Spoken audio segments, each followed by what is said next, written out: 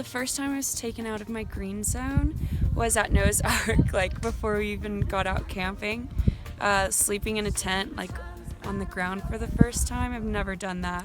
Probably sleeping at night because it's pretty cold and kind of tough to get comfortable with just like one sleeping pad and sleeping on the ground. So was walking through the water, walking through high bushes and trees, as well as hiking up all the way to the top of the mountain and just pushing through it mentally.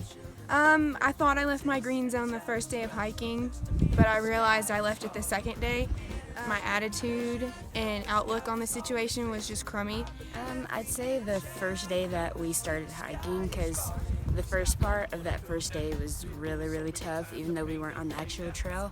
Hiking through the snow and the water, just because I get cold really easily, and I kind of started to like get the best of myself and kind of started getting a crummy attitude. And when we almost got to the top of the mountain and it got really steep, it was tough to push through the mental barriers that I had and get to the top. When we got 3/4 up the actual peak that we were hiking, it really hit me hard, and I really wanted the challenge and everything. It's definitely, I left my green zone. I was very uncomfortable. And then the third time I think I was taken out of my green zone was peaking the mountain, like getting up close, and it was really steep and it started to scare me a little. And It's definitely pushed me to limits that I didn't think it would.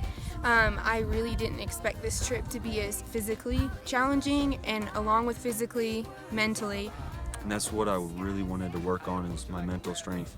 And I knew I was going to be able to do that with going up the mountain and everything. I think that in many ways it's changed me, honestly, just to like think about like what I really need and what I don't need. I mean, we've gone without so many things that I use on the daily back in Arlington. The trip showed me that I don't need as much stuff that I think that I need in my life. This trip has definitely forced me to push myself. I came into this trip with a little bit of experience in hiking, and I didn't really know what I was getting into. I thought it was going to be pretty easy, honestly, but it was a lot harder than I expected, and it just showed me that I can do more than I think I can. The one big thing is my mental strength.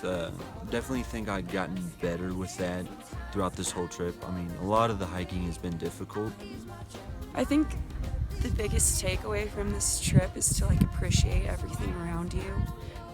I know that like in daily life or with sports, like, you know, it can teach you that, but not to the extent that hiking out in the wilderness for 4 days has done. It's opened my eyes to see like what I've been grateful for, what I need to be grateful for, and what I can leave behind me. Some of the lows were hiking back down and trying not to get your foot caught inside the rocks. A second one would be missing family, and another one would be just kind of missing using the restroom in the actual bathroom. Definitely my lows was using the restroom, how cold it got at night, and then twice while we were hiking it started raining or snowing, and it just got everything wet, got your shoes wet, and that's just not a lot of fun. Last night, it was pretty cold, and I had a mummy sleeping bag, and every time I turned and my face came out of the bag, it was like really cold air going across my face.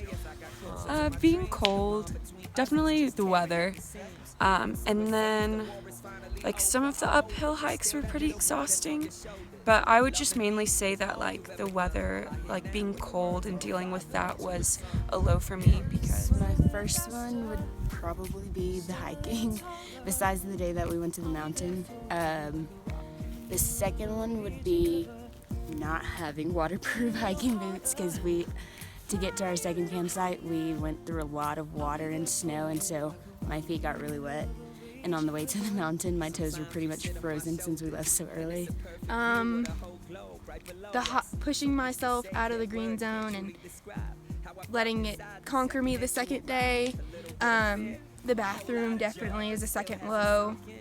And the third low, I can't really think of the third low. My highs were sitting around the campfire at night and playing games with people. The friendships I got, and sitting by the fire at night, playing games with everybody. Just like the friendships and everything that you get along with all the hikes and everything. And my third high would be getting so close to everybody that came on the trip, because I honestly didn't talk to anyone that went on this trip very much, and now I know that I can go and have like meaningful conversations with them on campus. And then second high is definitely sleeping in my hammock. I didn't have to sleep on the ground this week, so it was really nice. From what I hear, everyone else struggled sleeping on the ground. Another high is just being out here and enjoying what Earth provides for us.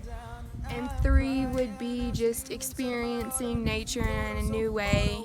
The second one would be the snow, even though it started snowing while we were on the trail one day. But just getting to see the snow everywhere and getting to build a snowman was really fun. 3 of my highs would be actually going up to the top, seeing the snow and actually playing in the snow. One of the best high was at the top of the mountain where you could see everything. Okay, I think my first high would be getting to the top of the mountain because the view was beautiful. It's probably one of the best views I've ever seen. Accomplishing, climbing the mountain, getting to the top with everybody. First high is definitely seeing the top of the mountain and seeing all the mountains off in the distance. I mean, it's just incredible, 360-degree view of just amazing. It really shows like God's creation and how beautiful it really is. I think that one of the most amazing moments while we've been out here was peaking that mountain, and to do a session out there was really amazing, because not only do you have that really breathtaking view and the accomplishment that you feel from climbing 13,000 feet, but also that we're having someone tell us about what we're going through and identifying what took us out of our comfort zone and how we're handling it. But you're on top of this giant piece of land that you just climbed up, and I really don't know if I'll ever have that experience again, but I'm thankful that I had it.